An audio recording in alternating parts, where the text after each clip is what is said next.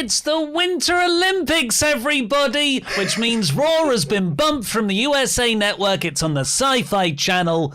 So who cares about putting in effort?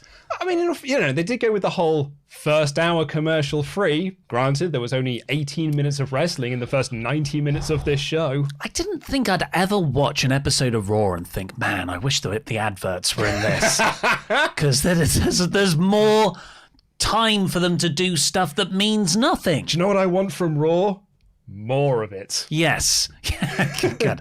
Anyway, I'm Ollie Davis. I'm joined by Luke Owen, D.A.D. Welcome to the Raw Review Podcast. Please press the subscribe button. Leave a comment at WrestleTalk.com/support. But most of all, thank our sponsor today, BetterHelp. Indeed, yes. This podcast is sponsored by BetterHelp. That's Better H-E-L-P. We had Eddie Kingston on the show on Friday, and he was talking very openly about mental health and getting help from people. If you feel like you do need to speak to people, that's what BetterHelp is here to do. And if you click the link in the video description down below, use our promo code WRESTLE to get 10% off your first month. What BetterHelp does is basically they assess your needs and they match you to a licensed professional therapist in under 48 hours. It's not a crisis line. It's not self-help. It's professional therapy done securely online. And you may be thinking, how, you know, like some of our previous sponsors, like it's UK only, it's US only. This is a worldwide thing. Worldwide? This is worldwide. And, you know, if you are uncomfortable speaking on video phone, you can do it on phone. You can do it by text message and this, that, and the other. It's a really, really great service. We're really thankful to have them as a sponsor. So please do click the link in the video description down below to find out more about BetterHelp, H-E-L-P. Use that promo code WRESTLE for 10% off your first month. I am incredibly curious how you're going to do sponsor cam for this. Well, I mean, we can talk about this now because... what? So, oh my God! Yeah, I mean, if you're listening on the audio realm, as Going In Raw would say, we've got a brand new set, everyone. Oh yeah! Chat seems to be going very, very nuts for me. Peter's like, new studios looking fire emoji. Get rid of that doll. Look at you with the tablets. You've hit the big time. Not just any tablets. These are iPads. Someone said that it's a better rebrand than NXT 2.0. Yeah. But as a result of that, clearly, Laurie is a Grinch. He hasn't set up sponsor cam and has hidden away the camera and has taken away all of the stuff that I need to do sponsor cam. So when I come in on Thursday, I will try and reset sponsor cam up. But Laurie is the Grinch here who hates everything, including fun. I did ask him, where's sponsor cam? And he said, you can use it when you get it to work properly. Yeah, and I did have it working properly until people started messing around with it. I actually had it working totally grand until people started dicking around with my stuff. Well, should we talk about this episode of Raw? It wasn't bad. Oh no. But I've seen bad shows that I enjoyed more. Does that make sense? Yeah, no, it does. Like, the problem with this episode of Raw is they didn't try. And so nothing, like, if you tuned into next week's episode, it would be like, oh man, what did I miss last week? It's just, you'll probably see a lot of the same things on next week's show, leading into Elimination Chamber a few days later. I think next week's show might be good. It's the go-home show for the Chamber. We know Brock's going to be on it. We've got the RK Broga party. Randy Orton might wear a toga. No? I mean, yeah, it's an RK Bro segment. I've enjoyed all the RK Bro segments. I'll probably enjoy that one as well. AJ Styles wrestling Damian Priest for the United States title. Saw that this week. Yeah. Well, I think that was my problem. A lot of the stuff that was on this episode, stuff like Kevin Owens versus Austin Theory, AJ Styles versus Damian Priest, I felt like it was not just 50-50 booking because Kevin Owens won this week. It wasn't just staying at the same level. I felt like a lot of the repetitive things they did this week actually felt like quite a few steps back. I also feel that they're damaging in a lot of ways. Like, yeah, I mean, what we're about to do is beat a drum that has been beaten to death, and WWE don't care. In their minds, wins and losses do not matter until they decide that they want to protect someone, in which case they do matter. But as a broad spectrum, wins and losses don't matter. So on this show, they pinned the number one contenders to the tag team championships that actually won that shot on this very show. They pinned their United States champion. They pinned half of the people that are entering into the Elimination Chamber. And it's just like, why? Like, Damian Priest has lost his last 4 matches on Raw when he hadn't lost anything for almost an entire year. I think let's call it what it was. It was an accidental unbeaten run. Because as soon as they figured out, oh my God, this guy hasn't been beaten, they have gone out of their way to make him lose, make him look like a chump getting thrown out by a Moss when there were loads of other people in the Rumble to get thrown out. Like, Riddick Moss could have been thrown out instead. Well, he had to throw out AJ Styles. That's fair. And then being beaten clean this week by AJ Styles. He's the US champion. Yeah, and AJ Styles is in the Elimination Chamber. So in one aspect, you're like, well, you need to put over AJ because he's going to be going for the WWE Championship in a few weeks' time. But then next week he's going for the US title as well. So is Damian Priest going to win next week? In which case, AJ Styles is going into the Elimination Chamber on a pinfall loss. It's a DQ. Come on. I'm surprised this one wasn't a DQ. When I want WWE to do the DQ finishes, that's when they pin the guy clean. There's an easy solution to all of this, though, because I know what some people will say, and I know because I see this on Twitter. Well, what would you rather them do? Because, hey, look, AJ Styles got a win on this show. Kevin Owens got a win on this show. Seth Rollins got a win on this show. Doudrop got a win on this show. So there are these are people that you do want to see getting wins and stuff. But it's coming at the expense of Damian Priest, who really could do with getting a win since he hasn't had one in 3 weeks. Liv Morgan, who has been beaten like a drum since the Becky Lynch feud. Austin Theory, who really does need that sort of boost and stuff. So the people will be like, well, not everyone can win. You can if you don't book them against each other and you use NXT 2.0. What? Well, bring up someone from NXT 2.0. Don't do Bron Breakker or Carmelo Hayes. Don't bring them up to lose. But if you bring up your NXT 2.0 people to lose in competitive matches, the stars then get their wins. Everyone looks stronger going into their big matches of the pay-per-view. And the NXT talent get put onto TV. And hopefully that might make people watch NXT a little bit, which doesn't happen a lot. I feel bad for the people already on the main roster that could be being beaten. Surely there's enough people on Raw. You've got Akira Tozawa, R-Truth, Tamina could have been beaten by Doudrop. Apollo Crews. He's on SmackDown. No, he's listed as Raw. Yeah, he came over with Commander Aziz. He started a bit of a program with Priest. That's right. Yep, he's another one. Yeah. Cedric Alexander. Shelton Benjamin. Dolph Ziggler. Bobby Roode. Finn Balor. Yeah, I mean, you're not doing anything with it. But he's not going to be back until Mania, though. Edge. Just put out Edge there. Beat him. All I'm saying is that, AEW do this perfectly fine. They always have their top stars remaining strong and top guys going into big matches at pay-per-views or premium live events or anything like that. So I don't know why WWE opt not to do that. Because I'm watching this show and I'm like, Austin Theory just got pinned by Kevin Owens. To what end? So Kevin Owens can go backstage and be like, I'm sad I'm not going to Texas. And so what's that? No, Austin Theory's just lost going into the Elimination Chamber for the biggest championship that the company has that's not the Universal Championship. I just don't see the logic of constantly having everyone just to be at the same level.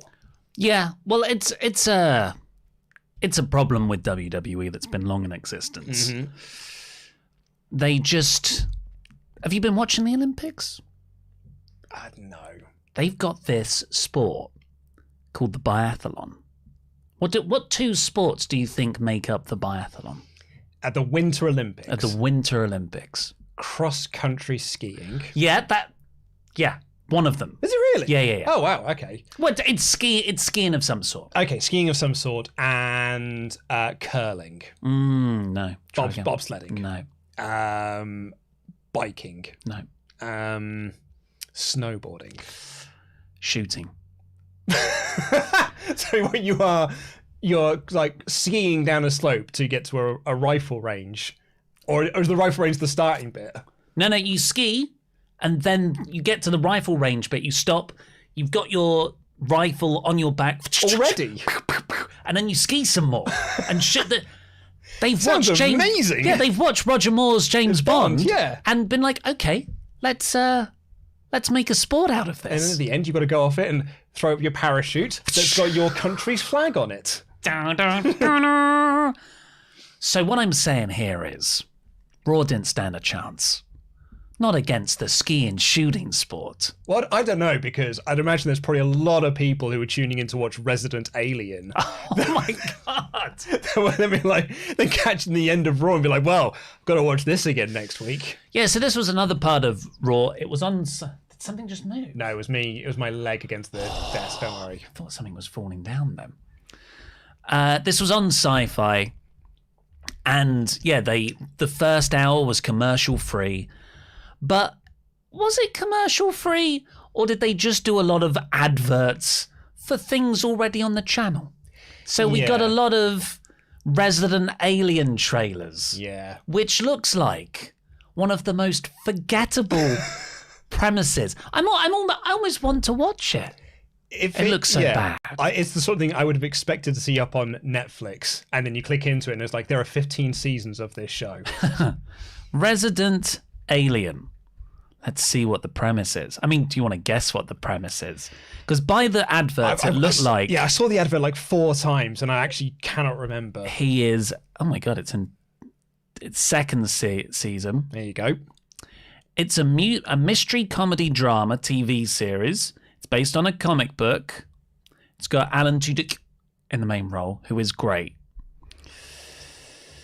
After crash landing on Earth, an alien sent to wipe out humanity and takes on the identity of a vacationing pathology physician.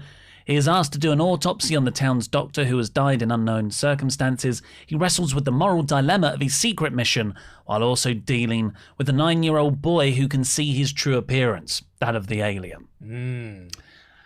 Actually, I'd watch that, actually. Yeah, now I've read it. Maybe I'm being too harsh on it. But here's the rub. Therein lies the rub.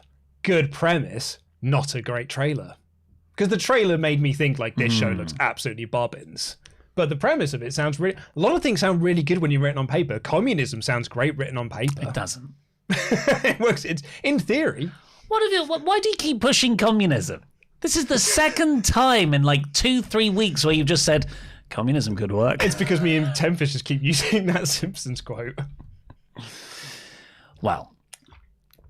Yeah, I mean, look, this sums it up. I want to talk more about Resident Alien than Raw. Peeling back the curtain, I think we talked about this before. What happens when we come up with these show titles is Ollie and I watch the show, and then I scroll back through my notes and I pick out, here are the big talking points from the show, and then I list them off, and then we basically kind of work out a title built around that.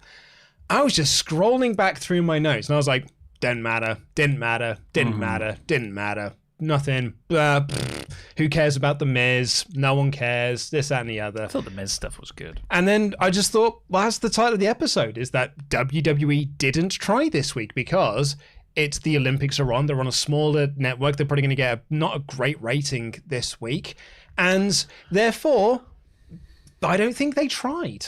There's a theory that this could be the lowest rated Raw of all time. Which would make sense. And it's nothing, that's not their fault. That's nothing that Raw has done. That is just a case of, they've had diminishing ratings over the last 15 years, and now they're on a network that isn't USA for a 2-week thing. I think the real telling part will be how many viewers bounce back as soon as it's on USA Network. Because maybe 2 weeks, a lot of people will be like, oh my God, I can watch something else. Why would you want to go back? So, yeah, AEW will likely beat them. I mean, potentially an overall viewership. Yeah, but it doesn't mean anything. But yeah, it's like a silly number. Exactly. Right, it's like when they got bumped to that different network and they did a really terrible number, and everyone was like, "Oh my God, what a terrible number for them." I was like, "Yeah, well, it's on a crappier network." Well, let's see. Like True or something. Let's see what you guys think on the Ultrachats. WrestleTalk.com/support. We'll read out every single one of them over $5. Thank God there are chats. Riot DR said, "Wait a minute. The show had an entertaining and good opening and closing. The middle was a bit dull and the champion was pinned. That's the NXT 2.0 sandwich. On a side note, did anyone else get Ember Island player vibes from Reggie Dana? Ember Island player. Is this a role-playing game? I don't know. Hold on. I'll do some Googling. Yeah, do some Googling. Homer Star fan 13. Genuine question. Where the hell is Apollo Crews? He hasn't been seen since the 17th of January, and it doesn't seem like he's injured. I guess they've given up on him here again. It's from Avatar: The Last Airbender. Nerd stuff. Okay. You know what? I watched it. I tried to watch it because Adam loves it. Pete loves it. Yeah. I watched it when I was recovering from my little cosmetic procedure. And it was fine. Sorry if anyone loves it. Brent, I thought the movie was actually better than the anime. Brett M. Hey mates, sending love from Boise, Idaho. Big fan of all your content. Bobby Lashley confirmed babyface, or more like MJF in Long Island. Chad Gable amazing as always. The academic challenge is one awesome way to stop contender matches from happening. Sorry, I was distracted because my other podcast co-host was saying he's going to end me because I called it nerd stuff. Sorry. The academic challenge is one awesome way to stop contender. I don't think you want to do it with everyone though. No. Like I think now you've done the three of them, probably put an end to it there though. Though I do think this was the best of the three. Really? More than the spelling I bee? thought this was easily the best of the three. Oh, I wow. laughed so much during this. Hey, they've all been fantastic. The scooter race was But it turned into a really good match by the end. very true. Yeah. It's completely over-delivered, that feud, as far as I'm concerned. Jack Nichols, Raw was okay this week, 57%. What percentage would you give it? So Ash and I's, when we do our other podcast, we say that 75% is a solid recommendation. So 74%. You would almost solidly recommend this episode. No, because like I think anything below 75% means like, nah, I probably wouldn't bother with that. Oh, right. Okay. I think it's... Yeah, well, I gave it 45, I think. I can't remember. My friend Josh is listening, and the only thing he hates more than Raw is Jerry Lawler. If you shot Jerry out of a submarine, would that make him a torpedo? Oh, moderators. Take care, boys. Take care, boys. What's your favourite Gunnar Scott match? I'm too distracted now. Charles Berg. Gable was doing a Dennis Reynolds impression, and I loved it. Dennis Reynolds is from Always Sunny in Philadelphia. Was he? I missed that. Tamina and Lita should team up. Nobody meaner than Tamina. Nobody sweeter than Lita. Also for Mania, I'd like to see Rollins versus Lashley versus Chris Eubanks in a triple threat match. Jam that jam. Lots of sweaty men there. Yes, in drip, no less, because they are dressed very fancily. Because, Chris Eubanks still wears a monocle. Yeah, yes. Yeah. He's a great human being. I didn't pick up on the Dennis Reynolds stuff. I've been watching Always Sunny over the weekend. Well, I always figured it was, and I'm pretty sure that my theory on this was confirmed when he brought up Biodome, is that his character is based on the bully from California Man, or Encino Man, as it would be known to our American viewers. Shush! Double L Liam Leonard. Hey guys, I'm just going to look at the positives. Love everything RK Bro do. Most of the matches were good, and always love seeing Lita in segments. Few ideas for the Jalapeno Mercy finisher you suggested last week. Either a heel hook, or a Vader bomb, or a stink face. Ah, yes. The Jalapeno Mercy stink face. I feel like that's going to hurt you more than it's going to hurt them. If it's coming out that way. Yeah, but I suppose if you're doing the stink face, you want to be eating like jalapenos while you're doing it. Like that's what makes the move. And like that's how you do the big build up for it. Is you get the jar out, you open it, give it like the big old comedy sniff, like as all the vinegar hits your nostrils and stuff. Pick out a jalapeno, nom nom while you're eating it, while you're rubbing your butt in their face. And you could probably pipe in fart noises over the PA, and the person can look at the big like William Regal comedy sell of it. I just think, self-inflicted damage if you want the jalapeno to go out that way. Do you not just eat jalapenos out the jar? No. Oh, you should do. It's delicious. Ket. So glad the Seth and Roman storyline is still progressing. That DQ finish at the Rumble clearly was just the start of the feud. Really glad WWE didn't drop this story like they do with 90% of their other stories. Hey, it could still pop up on SmackDown.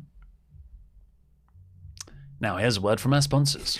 BetterHelp is here to help you. BetterHelp wants you to start living a happier life today. You can log into your account anytime, send a message to your therapist. It's more affordable than traditional online therapy. Financial aid is available. This is available worldwide to every single one of you. And if you use our promo code WRESTLE, you get 10% off your first month. This is not a crisis line. It is not self-help. It is professional therapy done securely. Mental health and getting better is very, very important to us here at WrestleTalk, and we want you to make sure you are your best self. Taking the words of Eddie Kingston, be your best self. Yeah. Everybody go check them out at least. I'm sure everybody can get quite a lot of benefit from just Absolutely, yeah. Taking an investigatory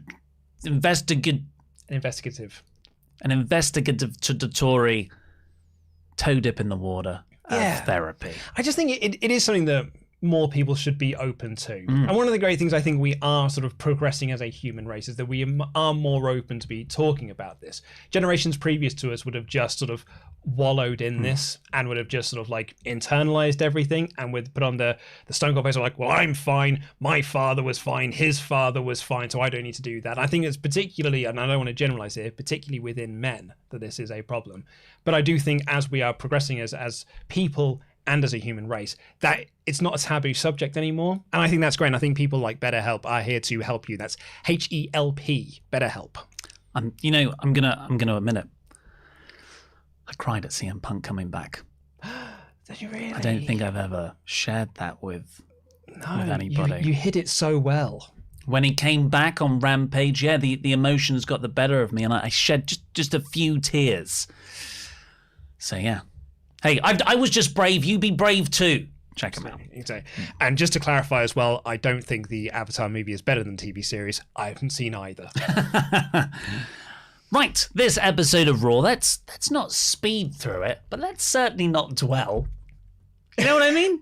Oh yeah, we could just say the bits, couldn't we? Yeah, we could do. We could literally just do a quick 5-minute recap of here's the things that happened, and then end this stream with the rest of the Ultrachats. But I think that's not what people come to us for. I know. They come to us for our searing hot takes. Like, I thought this was the best of the RK Bro Alpha Academy segments that they've done.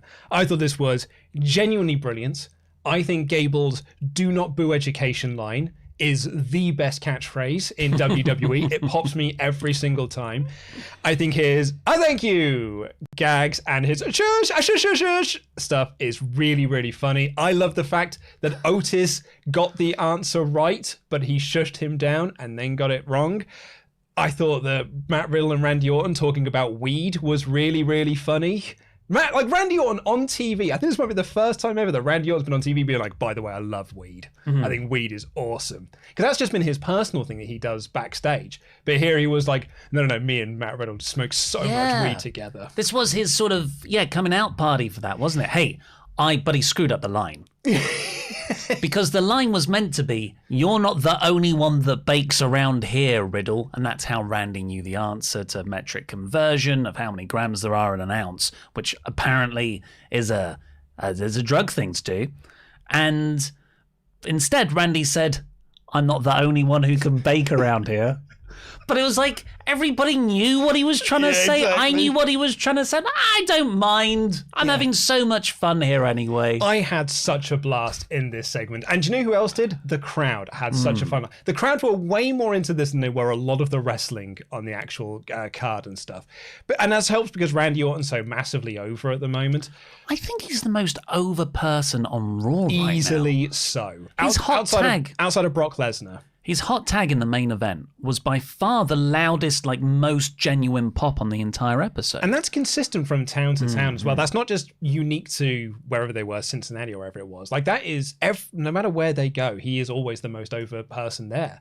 And there's a moment when they got a local sports team question in the sports category. Denver Broncos. And it was who is the best goal scorer for the Denver Broncos? And Randy Orton grabs the microphone and he's like, is it A? No. Is it B? No. Is it C? No. Is it D? Massive pop from the crowd because the crowd are all into their goal scorers and whatnot. And he gave the answer and the crowd erupted for it. I felt for Chad there. The Randy was so obviously asking the audience. You think it's like, who wants to be a millionaire? Yeah. Like someone was there, they're going to get the answer right. No, they didn't. There was no hiding it. They were all telling him what the answer was. He could have. Look. There are 2 bits that could have made this better. But it was very good. I enjoyed it. But there were 2 bits that I was just like, I wouldn't have done it that way. One of them was that answer. So Randy explicitly stood up and said to the entire crowd, hey, you can help me because it's Denver. He knew the answer. Well, but then it would be funny if he went, oh, is it this one? And the crowd would, say no. And he would obviously be using the crowd, but try and hide it, but not very well. And that would just make Chad more annoyed. So that way. Also, there was a weird octopus question where it was like, how many hearts does an octopus have? I know this because that was like the first question on every quiz that you did at the start of lockdown. But Riddle's reasoning for knowing it was because his friend is a marine biologist and we went to somewhere once and we dissected an octopus. I just thought, that's a weird monster. Who dissects an octopus? Yeah, it did need to be more sort of pop culture based because they got the turtles question as well. Like it felt like all of theirs should have been, unless of course you were going to use the fact that he did know something super duper smart as a punchline, but they opened with that, so it's not really a punchline then. I think because I wrote a better joke. He starts thinking, well, they've got 8 legs. I've got 4 legs. I mean, 4. I've got 2 arms. I've got 2 legs. I've only got 1 heart, so they should have 2 hearts. And he just like sort of ties himself in this weird amount of. So he's like, okay, so if you halve the amount of things, I double the amount of hearts I have, and he turns them 3 hearts. So he's got there in the wrong way, and Randy's like, no, why are you doing that? And then Kevin Patrick says, correct. You're right. Yes, well done. Anyway, it was a really good segment. It was really good. It got to the end. Chad Gable just... Before we get it, can't just skip over the best bit of this, which is when there was a question about 2 people I don't know about, but it was like, who was their father? Which Baldwin is their father? And Randy was just like, I have no idea. And Randy goes, I literally know one Baldwin, and it's Alec. And so he just went with Alec Baldwin. Wrong answer. It goes to Chad Gable, and he's like, well, he is the star of my favorite movie, Biodome, which is no one's favorite movie in the world. It is a dreadful, awful movie with Stephen Baldwin and the Weasel. But I love Biodome. It's got Faith No More on the soundtrack, so I'm bound to love it. And it was like that proper sort of like stoner comedy that was sort of very prevalent in the 90s. And I just love the fact I literally wrote in my notes here, they referenced Biodome. This is the greatest episode of Raw ever. And Ninja Turtles. I popped more for, I mean, obviously I love the Turtles, but I popped more for Biodome because I did not see it coming. A lot for Luke to enjoy. So and much of course, enjoy. Denver's football team, who you're a big fan of. So this got to the point where Chad was thrown off his game. The buzzer noise was getting in his head. He was selling it like he was being shot. Every time the buzzer went off, he felt like he'd been punched. It was really funny. And he could not get the final answer, which was the Shakespeare. Was that the final one? It was the metric conversion. They got the Hamlet one wrong. RK Bro stole the point. Metric conversion. Order knows about weed. Yeah. And that's how they got it. He said in an interview, I think it was last week, that the reason why his tag team with Riddle is so good is because Riddle gets him the best weed. Like he gets him, he's like, oh man, he's actually got really good access to my favorite strain. So that's why our friendship's really good. So he just stopped caring now. Like the weed tax he used to call it, like that was apparently the backstage thing was, you know, they're not supposed to do drugs in WWE anymore. You have sort of like tests for these sorts of things. And if you get caught smoking weed, you have to pay a fine. And apparently like Randy does so well in WWE. And also he is just never going to get fired ever because they literally had no choice but to fire him because he failed 3 tests. And they were like, actually, after a while, they're stricken from the record, so you're fine. Reset. You can just reset and you can start again. So he now treats it as weed tax. So he just smokes what he wants, just pays the fine, and that's it. And that's just always been backstage scuttlebutt. Now he's literally in interviews being like, I smoked so much weed in WWE. Honestly, you wouldn't believe. Who would have thought that Riddle would have helped Randy live his best life, his best open life? So Chad freaks out. They've lost. This means RK Bro will get a title shot. Don't know when, because the Chamber, Riddle's in the Chamber, so presumably on the road to WrestleMania? Yeah. Or maybe this is a WrestleMania feud? I mean, yeah, it could be. I mean, I actually think that the Mania match will be RK Bro versus Rollins and Owens. Mm-hmm. But yeah. Street Profits came out right after that. They challenged Alpha Academy to a match. Didn't go very long. Alpha Academy got the win, as they should do. They're the champions. And it was actually quite a nice finish. Ford did this epic dive over the top rope, took out Otis. But in the ring, Chad had Dawkins in an ankle lock. Dawkins goes to roll him off. Standard counter. But Gable had that scouted and just sat down and trapped him in a pinning combination. Love that. Love that. Really, really good. Maybe the Street Profits are like absolute chumps though, because they came out at the start of this segment being like, what dorks you are in the ring, losing your academic challenge, you bunch of losers. And then they lost. Yeah. Yeah, Street Profits, I thought I wanted them to do something other than feud with Ziggler and Rude, but not if it means losing like this. Bobby Lashley came out. He's from Denver, Colorado. Not that that'll help him get cheered. That's why he was okay. The crowd did chant for Bobby. Yeah, but they were chanting more for Bobby than they were Lesnar. Yeah, but this wasn't like MJF homecoming heat. I felt like it was. But no one gets that in WWE. I know. MVP did the "Here is the Almighty coming," and they cheered for him because he said it's from Denver, Colorado. Weirdly for WWE, they lent into the idea that the hometown wants to cheer their hometown boys. And Bobby came out. He didn't rag on the crowd, despite definitely being positioned as the heel against Lesnar. He was, I'm a babyface. Which went so far because, unfortunately, Bobby, this was not a good promo. It was quite a boring, lumbering promo. And I think the crowd, although they wanted to cheer him, just got tired. Yeah. I've got no notes for it, mate. No. Alexa Bliss.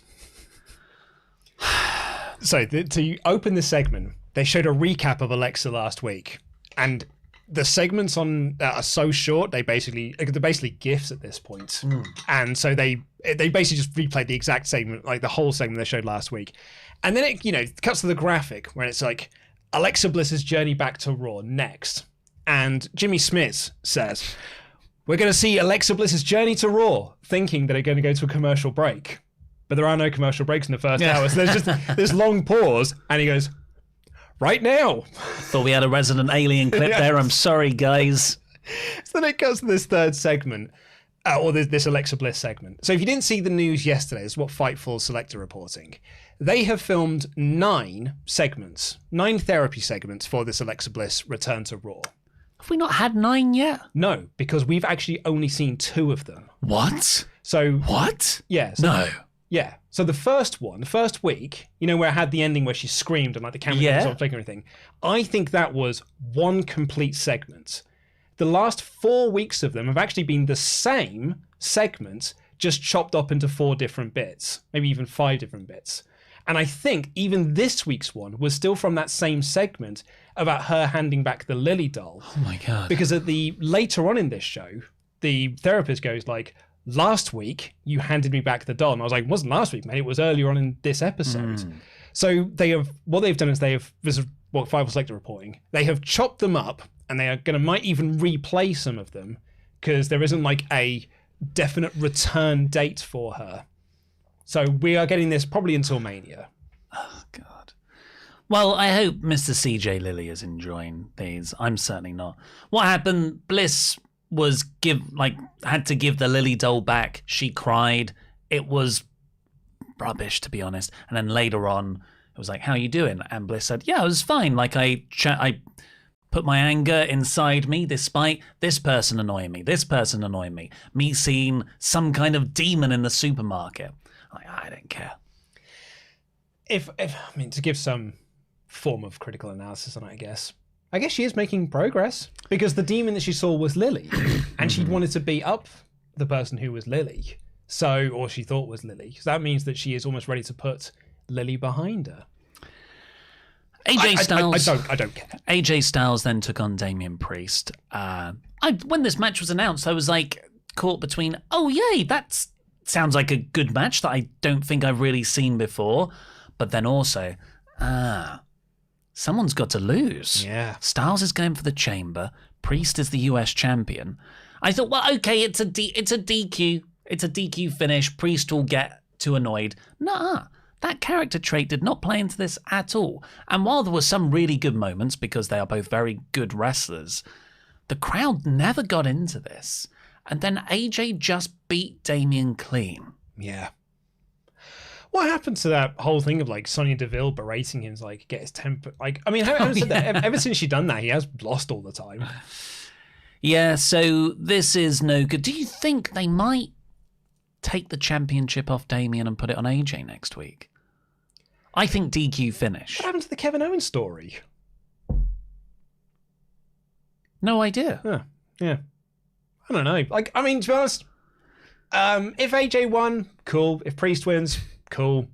I don't think it matters. If it's AJ a nothing belt. If AJ wins, that means the US title is in the chamber, which means you could make the chamber for both the WWE title and the US title, which means Brock could win both of those belts, and Roman could win the Intercontinental title from Sami or Shinsuke on SmackDown, and you can have the 4 top belts in the company, men's belts, in one match. Should do, yeah. Nothing stopping them, I guess. Yeah. Yeah. And then Roman can have them all. Kevin Owens and Seth Rollins are together backstage. Seth is sad that KO's not in the chamber. Or is he? Is this sort of like fake? Is it a fakeness to him? And Owens said he's going to beat Theory tonight, and when he beats him, he's going to get himself added into the chamber. Which makes sense, like logic-wise, because he beat Austin Theory also. The Mysterios kept getting taken out of the Survivor Series match because they kept losing all the time. Speaking of the Mysterios, MizTV hosted Dominic and Ray. This was all about Miz being annoyed with Ray for getting the 2K22 cover. Look, this is totally fine, I think. This is Miz's level. This is where I want Miz to be. Not feuding with Edge and taking Edge out of something better. So I didn't mind this at all. Yeah, it is what it is. Yeah. Yeah. There was a cool line in there, and at the end, Dominic stood up, got in Miz's face, and Miz goes, "Man, you are taller than your dad. You sure your dad isn't Eddie?" And you'd think the crowd would react, but they No, didn't. no, They didn't at all. I just think that, like, I don't know, I mean, I couldn't care. Maurice is still there. And Like Maurice. Like Maurice, she's grand and everything. Miz had a good point, which is that, like, baby faces cheat all the time. Like, Eddie Guerrero used to cheat all the time, and you all cheered him, but when I do it, you boo me, and you're calling me a cheat. And it is one of those moments, they like, you know, in the following match, when the Mysterios blatantly cheat, and Byron Saxton, they'll be like, turn around, fair play. You know, like, they did cheat, Byron, didn't they? Like, the Miz is right. Maurice had already tripped Dominic. Ray tripped Miz. Maurice got ejected. Ray didn't. I think it's fine. I think it was for what it was a perfectly booked lower mid-card little filler feud. Yeah, and that's exactly what it needs to be, I guess. Like, neither of them are doing anything for WrestleMania, so may as well fill TV time. You got to fill 3 hours somehow. I like this comment here from Mr. Tomato that says Miz is the Natalia of the men's division. He's better than Natty. Well, Natty's a much better wrestler. Yeah, true. But cannot speak. And Miz is a much better promo. Yeah. Who isn't the most convincing tough guy. But I think, I mean, to Mr. Tomato's point, both just been there forever and have done nothing of note. Well, Miz, not even a year ago, Miz was WWE champion. Yeah. Austin Theory shown backstage with Vince McMahon. We didn't see Vince at all. Apart from that, there was probably some rushes they found filmed months ago. Bianca Belair beat Nikki almost a superhero. Nikki worked over Bianca's leg a bit. It was pretty cool, but it went 3 minutes. Bianca won. Poor old Nikki, A.S.H. Dana Brooke and Reggie are entering a romantic storyline. They've been in a romantic storyline for months now. They've been in it since winter, like since December, because they were doing the Netflix Christmas movie type scenes in parks and whatnot. But like Reggie's protecting Dana from the 24/7 geeks. And then she's like, oh my God, you're such a nice guy for protecting me. What's that effect? And then she kisses him on the cheek. And then I'm both like, oh no, oh dear, what does this mean? And then you're like, but we're just friends. So I thought, oh no, is she going to friend zone him? Like, is that the story they're going to be doing here? Not that like a friend zone is a terrible thing. It's nice to be friends with people. And then, but I don't think that's the case. I do think that they do have boners for each other. They sort of went in after that. Like they were going to do a full face kiss. Yeah, but it's remarkable to not have any romantic chemistry. Like there was it's like watching two mannequins interact. Like Attack of the Clones. Like you're watching like watching Hayden Christensen and Natalie Portman attempt to have chemistry with each other. Sand. With dialogue that is about as terrible as Attack of the Clones was. I have watched every single Netflix Christmas romance movie. And they are all better than this. You know, Lindsay Lohan's in one this December. Is she really? Yeah, she's making it now. Good for her. Yeah, well, that's like Miz should be in lower mid-card things. I think this is Lindsay's groove now, and all the credit to her. Credit to her. Kevin Owens beat Austin Theory. Owens was fantastic in this match. Like, even when he was down on the mat, he was still chucking up punches. I was like, this is badass babyface, or at least tweener Kevin Owens. Swanton bomb on the outside, swanton bomb on the inside, stunner and one. So I was like, well, that was a cracking match. Didn't do anything for Theory, though. No, I've written my notes here. Owen wins with a stunner. Perplexing. So that, although I enjoyed what was happening, I was left pretty frustrated at the end of this. Randy gave Riddle a pep talk about the main event because he'll be facing Seth. Riddle was more concentrated on the Arcade Broga party for next week. Lita came out. She had a promo. I'm so glad to be here. Blah, blah, blah, blah, blah, blah, blah. But Becky came out and I actually thought added a really cool psychological edge to their feud, which is, you're my hero. Do you know how unfair it is for me to have to fight you? I thought it was a really nice way of turning this around. I thought this was rad. Yeah, This was really, really great. And like, I know everyone's online being like, man, Lita's a terrible promo. And like Becky came out and saved this segment. But the reason why it feels like Becky came out and saved this segment is because Becky had a character. Becky had a reason to like, her words had reason and meaning behind them. Lita literally came out and was just given the script of being like, so thrilled to be here, love seeing everyone, like seeing you there in the fifth row, WWE this, love, I'm so grateful that they brought me back to this company. I'm so thankful for everything that they've done for me. So it's nothing. It means absolutely, like, you could literally, it's white noise. Becky comes out and gives character, motivation, reason. And you're like, oh, right, yeah, you're a person. You're someone I can actually get invested in. She had some great lines in this. You mentioned, like how unfair it is for her, but she almost just like, but you know how it feels to be me and see my hero come into this ring and try and take away the thing that means the most to me. Like, that's a really great line. And she had this awesome moment when she said, without Lita, there might not be a Becky Lynch, but now that there is a Becky Lynch, we don't need Lita. Yeah. That's great. What amazing motivation that is. And that is, her promo got me into this feud. Well, I think the feud's only a week old. So that's two good segments, I'd say. Yeah, really good. So unsurprisingly very into Lynch and Lita. Becky beat her up afterwards, but then went back for a little bit more beating up, and Lita fired back Twist of Fate moonsault. Well, hey. Sonya Deville is backstage wearing a sling because of the Ronda Rousey angle. And have you seen that segment? I haven't. No. It's so bad. I was texting Pete being like, what was that main event segment? If you haven't seen it, so what happened is Sonya and Flair are in the ring, and Sonya says, I've been informed that Ronda Rousey has already made her decision for who she's going to face at WrestleMania. She's going to face Becky Lynch. And so then Charlotte cuts this promo being like, makes sense that she's picked Becky Lynch because, she wants to have an appetizer before she goes to make me a little single on these lines. Like, I'm the real challenge, but she's ducking me. She wants to go after Becky Lynch. So I'm going to challenge. And then Sonya said, because you don't have a challenger for me now, you get to pick your opponent, which was also the stip for the Royal Rumble, which Charlotte didn't win. But anyway, so Charlotte then says, I'm going to pick Sasha Banks. She then cuts this promo on Sasha Banks, setting up a WrestleMania match. Then Ronda Rousey comes out and says, I'm picking Charlotte Flair. Oh, got you. No, it wasn't a got you thing. Got you good. I don't think it was a got you thing. I think what it was is that they, in character-wise, Sonya and Flair didn't think Ronda Rousey was going to show up. So they were trying to make a WrestleMania match before Ronda could actually make a decision. So they lied and said, Ronda's made a decision to kind of get around that sort of thing. And then makes sense. Not really, and it was so terrible. Makes Sasha look bad. Makes Sasha look like such a chump. But credit to her, Ronda smiled this time. Oh, she was actually a babyface, and she looked like she cared because she got told off backstage. Well, Owens came into the not general manager's office and said, "I beat Theory. Put me in the chamber. I need a path for WrestleMania." And Sonya's like, "I don't think we've even got time for you on a 2-night WrestleMania."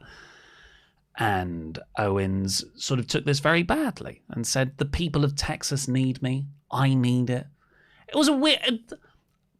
Owens' performance was good, but I didn't quite understand what was happening because he's a tweener, he's a heel. There was a bit here where I was like, is he making fun of the Shane McMahon stuff? Oh, I didn't pick up on that. I mean, the commentary said, because he is a heel, he is 100% a heel, because the commentary said, it's weird that he's getting cheered over Austin Theory. And you mean you booked heel versus heel, they've got to cheer for someone. Yeah. And then like when they were booing him in the main event, they were like, yeah, now they weren't doing this earlier, but they are now booing him. So he is definitely supposed to be a heel. Mm-hmm. I didn't know WrestleMania was in Texas this year. So I had no idea what he was talking about when he just kept talking about Texas and stuff. I was like, is this show in Texas? I thought the show was somewhere else. And it wasn't until later I was like, oh, right. It's that. Okay, I get what he's on about now. Good performance. But yeah, tag match for Mania, I guess. Liv Morgan took on Doudrop. They're both in the lady chamber. And I thought this was actually really decent. It went through an ad break, but I sort of saw the shrink screen, which they don't have on USA Network. Maybe that's a sci-fi thing. But yeah, Doudrop and Liv Morgan, I thought, worked really, really well together. Ultimately, though, Doudrop did beat her clean with a second rope sort of splash, which is a bit like, oh, okay, that doesn't make Liv look great. But overall, good. Liv needs a character. Because Liv's whole like, I grew up a WWE fan, and I like... She's like you and me. That character sucks and it has to go. She needs a much better character. But like, good match. Sucks that Liv had to take a pin. There are other people that you could have beaten. Not just Carmella or Queen Zelina, but they're the tag champs, so I suppose you don't be beating them too much. There's Tamina, I guess. But this is what I'm talking about with the whole NXT stuff. You've got a whole roster of jobbers that you can bring up to like have competitive matches with and beat and try and make them look good. They get some really good exposure and some good experience under their belts and stuff.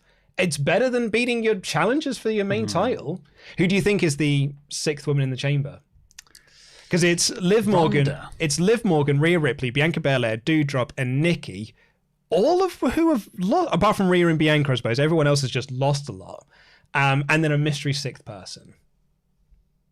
And this will be to set up who faces Bianca. Becky's... Yeah, sorry, who faces Becky at Mania. Yeah. Lita? Does Lita get in the chamber at the end? Just a full edge. Trish. I don't know. Beth isn't a bad shout. Could be the return of Asuka.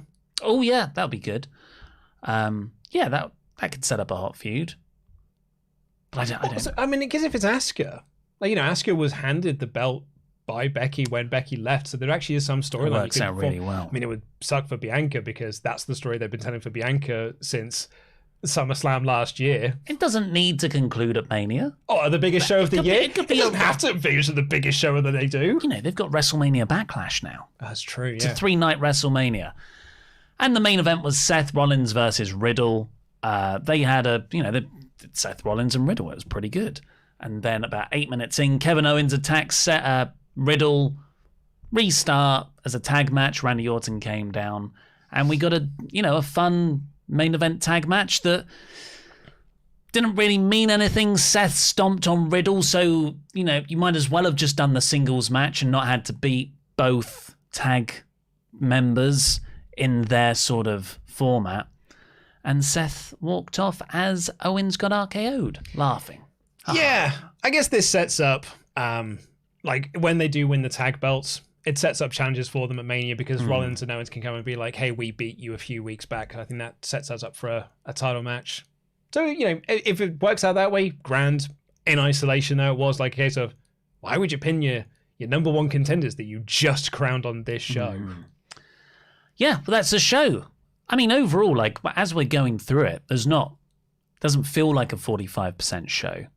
But goddamn, watching it made it feel long. It felt really long. Yeah. But I'm plodding. It's a boring show, is Raw. SmackDown is so much worse. SmackDown's a really, really dull show where nothing matters. It's such an inconsequential show, apart from anything that Roman Reigns or Charlotte Flair is involved with. That feels like, it was that Fightful Select report that was like, there's someone in backstage in WWE who was talking to Sean about this, that outside of 4 people, nothing else matters in WWE. That is SmackDown in a nutshell. It is Brock and Roman matter, Flair and Ronda matter, and nothing else on this matter. Everyone else may as well not be here.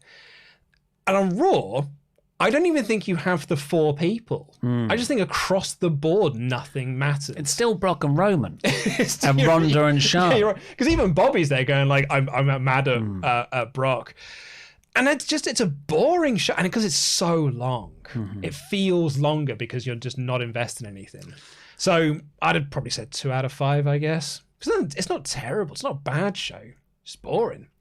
What about, do we We'd have vote? a poll. I actually do want to bring this up as well. This was shared. This was sent to Matthew of Botchamania. There's a lot of people who carry video game signs. Yes. Being remaster this, bring back this, or something along those lines. And then Matthew shares them on his Twitter page.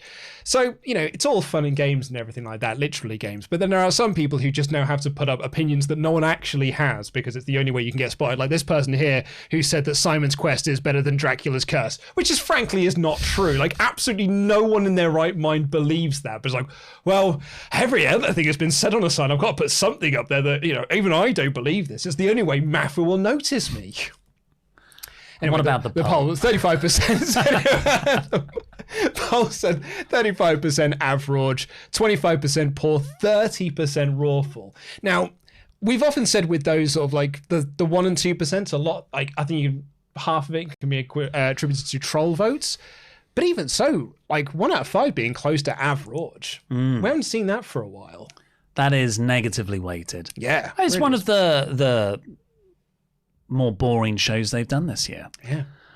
Let's say thank you to our wonderful Pledgehammers on Patreon. Our $25 a month or more backers get a shout out on this very show with a wrestling nickname. So thank you, LIW's American Muscle, Tyler Gamola. He can last Shun for longer than you in the ring. The Cleaner, Kenny Shaw. Gavin, Cash Money, Kashiwabara. Liam, Great Scott. Rob, Steiner Recliner. The Baker, Adam Cakebread. Starbucks, Stephen Costa. Rue the Day, Rory O'Brien Kelly. The Knight Rider, Kit. The Batsman, Nathan Batty. And for this Hall of Fame class on the 8th of February 2022, Hannah A. Baby! Delightful stuff. Speaking of Patreon, you and I, tomorrow, are we going to record this month's WrestleTalk Extra? Next week. Next week? Yeah. Fantastic, cool. It's already booked us in. We are doing No Way Out 2009. I watched the show yesterday. What did you, overall, do you want to give any... I love that show. Good, isn't it? I think it's a great show.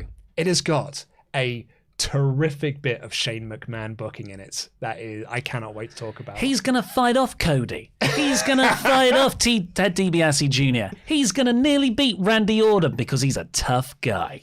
Because you didn't see the reports yesterday, I'm going to tell you this one now. did you know Shane only got one pitch of his agreed to for the Rumble? You know, because he's had all like these disagreements and stuff. Only one of his pitches actually got through, which is that he wanted to outstrike Matt Riddle. Oh my God. That's why in the Rumble he outstrikes Matt Riddle. Because he's Shane McMahon. Yeah, he's the best wrestler toe to toe. Yeah. Should we do the rest of these Ultrachats? Let's get into these. There's not many, thankfully. Shian Nolan. I really liked Becky's character development here. Great to finally see the aggressive version of Big Time Bex. I get vibes of the HBK versus Jericho build to WrestleMania 19 from her, which was, a very, very well-built story. Hope she and Lita have a great match before dropping the belt to Bianca at Mania. Yeah, I think we're going to see Bianca, Becky at Mania. I'm still pretty confident on that.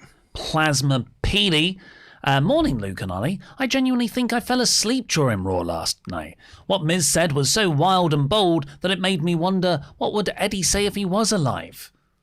What would the whole Dominic, whether he's Ray's son? Yeah. He'd probably sign off on it because he was part of that original match. Yeah, but I think they've just dropped that now, haven't they? I was surprised that there is going to be a women's chamber match in Saudi Arabia.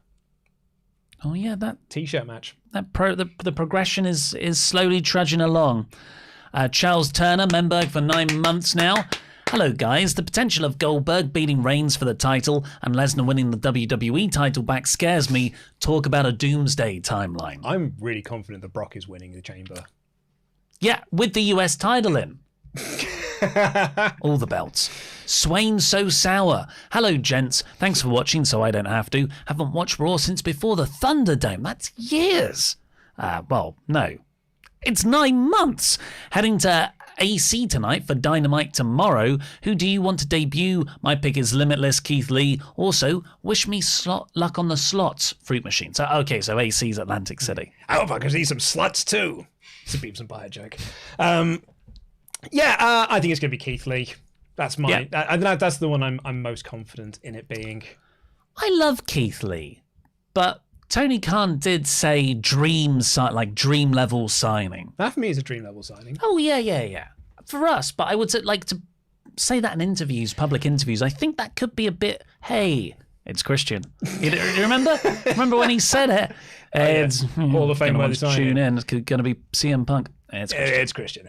I think TK knows that his audience is this audience. Mm-hmm. Like, it's the audience that do these sorts of shows, that watch these sorts of shows, that are on message boards and things like that. It is not sort of like a casual, wider audience. It is literally just hardcore wrestling fans. And the hardcore wrestling fans will be the people like, oh my God, Keith Lee is one of the greatest wrestlers.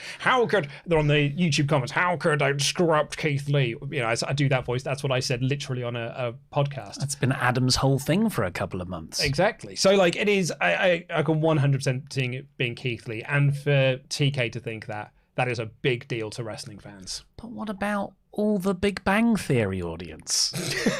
Well, yeah, I mean, I don't think they're going to, unless it's Sheldon, I guess will be the only person that can keep them around. I'd love it for it to be Mustafa Ali. It's not going to be, but he's not released. Yeah, but TK's got that money, hasn't he? Just F the legal consequences. Yeah, exactly. Peter Mullins, look at what Rosie did. Of course, in reference to this studio. Look at the slick bricks. Look at you boys with your fancy studio and your iPads keeping you on track. Load up the clip from the back end. Big time. Now I'm working. I can do this one.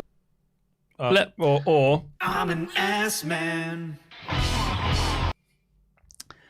The Undertaker clip has started getting flagged on old videos. Is it really? So maybe don't play that one. I forgot to tell you. Okay. Now I'm working. I missed the change in the rating system. It's gone over well, Peter. Ollie, have you considered fractions? Someone sent me such a long email. I'm not going to reply to it. And they've done it with like a lot of care and thought and time put into that email, and it's meant to be constructive and nice. I'm just so annoyed at them. Yeah. Then you can make pie charts. Only messing. I love the new system. I only hope Raw gives you a 0% show so that you can have a full range of data. #stat that stat. Well, I could go back to last year. to get some of those. And finally, Wilson Simons. Luke, take that back right now. How dare you think the Avatar movie was better than the anime? Did you see the scene in the movie where 5 earthbenders could only move a small rock slowly? Unsubscribe. JK, not really though. Love y'all, but come on. Some people really like. Well, then there was an update. Ignore my last chat. Because you said you don't care. So it's amazing how like you can say things that are like no one actually believes in. A lot like that thing you just did. exactly, yeah. Like, you know, Dracula's curse is worse than Simon's quest. Like, you know, no one actually believes that. So I say a lot of those things on show, and then people get really mad. The chat was getting really mad at me for saying that, even though I was literally raising my eyebrows to the camera, being like, "I don't actually mean this." Maybe they've got another tab. Maybe they're wordling right now. How did you do today? I was a 5, I think. But I had 3 of the letters from the second go. But it could have been a number of different things. Yeah. You're just playing luck by that point. Anyway, thank you all so much for... Guys, come on. Oh, Andrew. Hello, mate. Guys, look. This is mine. I won this by winning the last series of Wrestle League, and Pete on Saturday said he wasn't going to defend his Jam That Championship against me. I won this. That's a really mean thing for Pete to do, actually. But he's meant to be a fighting champion. Yeah, a fighting champ. Well, that's what I thought. But he's saying he won't do it. And Whoa! What's going on? I see. You get a bit more space in the studio now. Yeah. Everybody wants to come in. Lot of chatter going on right now. Yes, I am a fighting champion, and yes, you won Wrestle League. You earned a title shot. Luke, you didn't defend your belt on day 1. You had that belt from Survivor Series until Royal Rumble. How were Greatest the champion I've ever seen. How were the live reactions to day 1? Oh, they were fantastic, mate. Yeah. So much fun. Yeah. Mm-hmm. Yeah, And yeah. he won the number 30 spot. He got that championship shot because of that. Yeah, because you worked really hard on those live reactions, Pete. Yep. Yeah. Yeah. Mm-hmm. But anyway, I'm not going to be defending my belt at Elimination Chamber. You skip day 1. What? I can just skip a show. It's fine. your you've got to defend That's a it. nice belt. Yes, it is, and I very much intend on keeping it. You know, not like on the floor in the studio or anything like that, like around my shoulder, like an actual champion Happened does. one time. Several times. Anyway, I'm not defending my belt. You can do what you want. I don't care what you're gonna do. Whatever happens, I'm not defending my belt. Crown an interim champion. I don't care. Do whatever you want to do. I'm not defending my belt. I'm up to that. That worked. You know, with the AEW interim belt worked really well. I actually think it's one of their best storylines they've had, probably since they started. I like how, you know, it's still definitely a part of what they're thinking as well. Yeah, right? It's not just been dropped. It wasn't just like a quick thing to.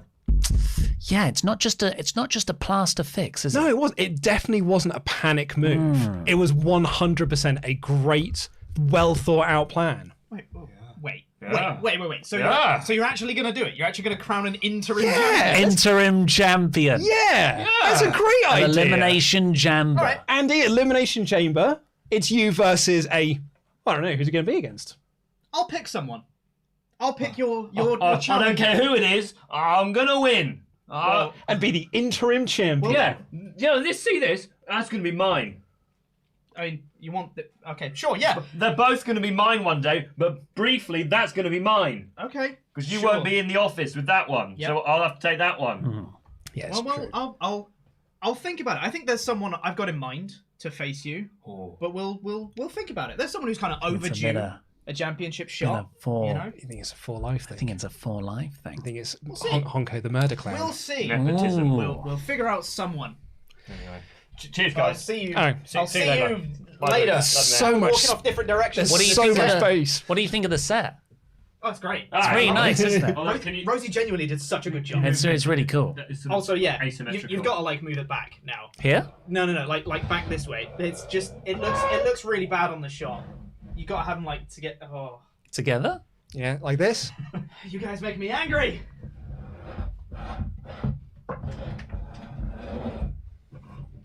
Like this, Pete. I think we got it. That's what you meant, right? Don't think they're made for that. No, yeah. That's Oh, not- no. Oh, nailed it. Well done. I'm sure Rosie would be thrilled. Jam that jam. Jam that jam, everyone.